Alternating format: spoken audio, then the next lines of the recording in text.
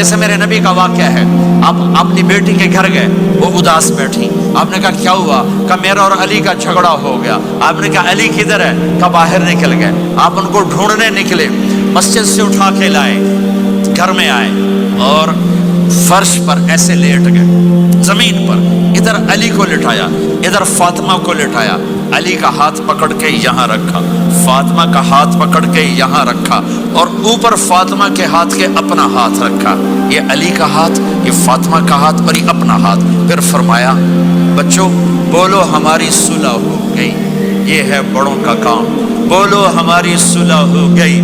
تو دونوں نے کہا ہماری صلح ہو گئی۔ تو آپ باہر نکلے بڑے خوش خوش۔ صحابہ نے کہا یا رسول اللہ آپ بڑے خوش نظر آ رہے ہیں۔ کہ میں علی و فاطمہ کی صلح کرا کے آ رہا ہوں۔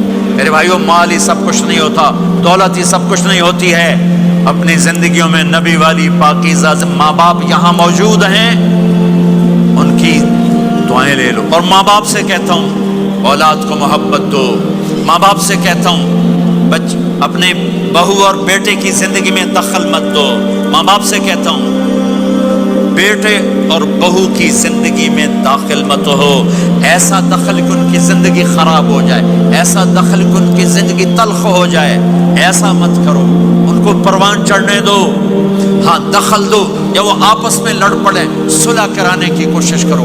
لیکن ایک بات ڈر کے کہتا ہوں، ساس اور بہو، ساس اور بہو یہ ایک کھٹا رشتہ ہو گیا، یہ بہت خوبصورت رشتہ ہے۔ اگر جانے والی بہو اسے اپنی ماں بنا لے اور بیٹے کی ماں اسے اپنی بیٹی بنا لے، لیکن میرا معاشرہ الٹ ہے، کمیاں دیکھتے ہیں، کمیاں دیکھتے ہیں، پھر کمیاں پکڑتے ہیں، پھر کمیاں اچھالتے ہیں، پھر گھروں میں آگ لگ جاتی ہے۔ میرے بھائی بہنوں اگر آپ والدین ہو تو اپنی اولاد کو پروان چڑھنے دو، ان میں دخل مت دو، اللہ کے واسطے ان کی زندگی کو تلخ نہ کرو، اپنی مرضی پہ نہ چلاؤ، انہیں چلنے دو، انہیں پروان چڑھنے دو۔ بڑے درخت کی چھاؤں کے نیچے درخت اگتا نہیں، نیا درخت، ذرا پیچھے ہٹ جاؤ، ہاں ان میں کھٹ پٹو، داخل ہو کر صلح کراؤ، یہ کام ہے بڑوں کا۔ پھر ایک بات اور والدین سے کہتا ہوں، بچوں سے کہتا ہوں ماں باپ کی پسند کو سامنے رکھ کے شادی کرو۔ لو میرج چند دن کا خواب ہوتا ہے، پھر لڑائی کے سوا کچھ نہیں ہوتا ہے۔ اپنے ماں باپ کی مشورے سے، ان کی رائے سے شادی کرو، برکت ہوگی، ان کی دعائیں ملیں گی۔ ماں باپ سے کہتا ہوں اولاد کی رعایت کرو، ان پر زبردستی مسلح اتھے ہی کرنی ہے اور نہیں کرنی، اتھے ہی کرنی، یہ ظلم نہ کرو، یہ ظلم نہ کرو۔ شادی بچے کا حق ہے، شادی بیٹی کا حق ہے، شریعت نے بچی کو حق دیا ہے کہ وہ کہے میں نہیں کرنا چاہتی، وہ کہے میں نہیں کرنا چاہتا، یہ نافرمانی نہیں ہے، مسلط مت کرو۔ میرے نبی نے کہا میں نے جہاں بیٹی دی پہلے آسمان سے فرشتہ آیا، میں نے جہاں شادی کی پہلے آسمان سے فرشتہ آیا، ٹھیک ہے۔ حضرت فاطمہ کے لیے ابو بکر پیغام لائے، انکار کر دیا، عمر پیغام لائے، انکار کر دیا، علی پیغام لائے، جبریل آ گئے کہ اللہ فرما رہے ہیں فاطمہ علی کی ہے۔ کہ یا رسول اللہ آ کے بولے نہیں، چپ۔ آپ نے کہا علی کیسے آئے؟ چپ۔ پھر آپ نے خود کہا فاطمہ کے رشتے کے لیے آئے ہو؟ کہا جی ہاں۔ تو آپ نے کہا انشاءاللہ۔ جبریل کے آنے کے بعد بھی کہا انشاءاللہ، یہ نہیں کہا ٹھیک ہے ہو گیا ڈن، وہی آ گئی ہے ڈن، نہیں نہیں نہیں نہیں۔ آپ اٹھ کے گھر چلے گئے، علی باہر نکل گئے، باہر صحابہ کھڑے تھے، کہنے لگے کیا ہوا؟ علی کہنے لگے انکار ہو گیا۔ وہ کہنے لگے کیسے؟ کہ کچھ کہا ہی نہیں۔ عبد الرحمن بن عوف کہنے لگے کچھ کہا تھا؟ کہ انشاءاللہ کہا تھا۔ کہ بس پھر ہو گیا، ہو گیا۔ یہ انشاءاللہ کیوں کہا؟ ہاں کیوں نہیں کی؟ آپ گھر گئے، کس کو بلا رہے ہیں؟ فاطمہ، کون؟ جنت کی عورتوں کی سردار، حسن حسین کی ماں۔ جنت میں نور کی چمک اٹھے گی، جنتی پوچھیں گے یہ نور کیسا ہے؟ کہا جائے گا اوپر کی جنت میں علی و فاطمہ مسکرائے ہیں، ان کے دانتوں کے نور سے جنت جگمگائی ہے۔ آپ نے کہا بیٹی فاطمہ علی کا رشتہ آیا ہے، ہاں کر دوں؟ اللہ اکبر، اللہ اکبر۔ کیا فاطمہ نے انکار کرنا تھا؟ کیا فاطمہ نے انکار کرنا تھا؟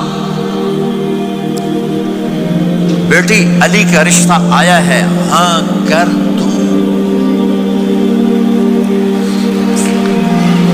بیٹی فاطمہ ہو، رشتہ علی کا آیا ہو، اوپر سے جبریل آ چکا ہو، باپ محمد مصطفیٰ صلی اللہ علیہ وسلم ہوں، اور پھر وہ جا کے پوچھیں ہاں کر دوں۔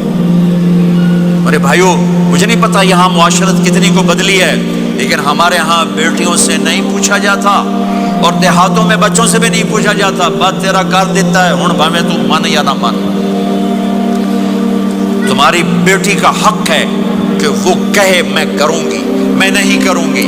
تمہارے بیٹے کا حق ہے وہ کہے میں کرتا ہوں، میں نہیں کرتا۔ اللہ کے واسطے ماں باپ سے کہتا ہوں جبر مت کرو، جبر مت کرو۔ بچوں سے کہتا ہوں اللہ کے واسطے لو میرج کے چکر میں مت پڑو، یہ دھوکہ ہے، یہ خواب ہے، یہ خواب ہے۔ زندگی اخلاق سے گزرتی ہے، شکلوں سے نہیں گزرتی، شکل و صورت سے نہیں زندگی گزرتی، اخلاق سے گزرتی ہے۔ دو واقعے اوپر نیچے ہوئے، ایک خاتون میرے پاس آ کے پھوٹ پھوٹ کے رونے لگی، کہا مولانا میرا خامد کھربوں پتی ہے، اربوں پتی نہیں کھربوں پتی ہے، پر زبان اتنی گندی ہے کہ مجھے اس نے زندہ مار دیا ہے۔ اور چند دن کے بعد ایک نوجوان ملا، کہا مولانا زندگی کی ہر دولت موجود ہے پر میری بیوی کی زبان بہت گندی ہے، میرا گھر برباد ہو کے رہ گیا ہے۔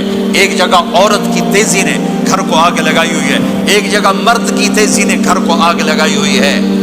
گھروں کی آبادی اچھے اخلاق سے ہوتی ہے۔ بڑوں سے کہتا ہوں چھوٹوں سے رائے لے کر قدم اٹھاؤ، چھوٹوں سے کہتا ہوں ماں باپ کی رائے کو داخل کر کے چلو۔ اگر دونوں میں اختلاف ہوتا ہے تو پھر تو ماں باپ سے کہتا ہوں اپنے بچوں کی رائے کو ترجیح دو، زندگی انہوں نے گزارنی ہے۔ یہ میرے نبی کی ایک پاکیزہ خوبصورت زندگی ہے۔ میرے بھائیوں، میں نے آپ کا زیادہ وقت لے لیا، احباب جمع ہے میر حال دل کہہ لے، پھر التفات دلے دوست نہ رہے نہ رہے۔ آپ ایک معاشرے میں رہتے ہیں، آپس میں لڑائیاں بھی ہوں گی، جھگڑے بھی ہوں گے، اور بہت سے ایسے ہوں گے عورت عورت سے نہیں بولتی، مرد مرد سے نہیں بولتا۔ ایک بات آپ سب سے کہتا ہوں، یہاں سے اٹھ کر سب ایک دوسرے کو جو لڑے ہوئے صلح کر لینا، ایک دوسرے کو معاف کر دینا، ایک دوسرے کے گلے لگے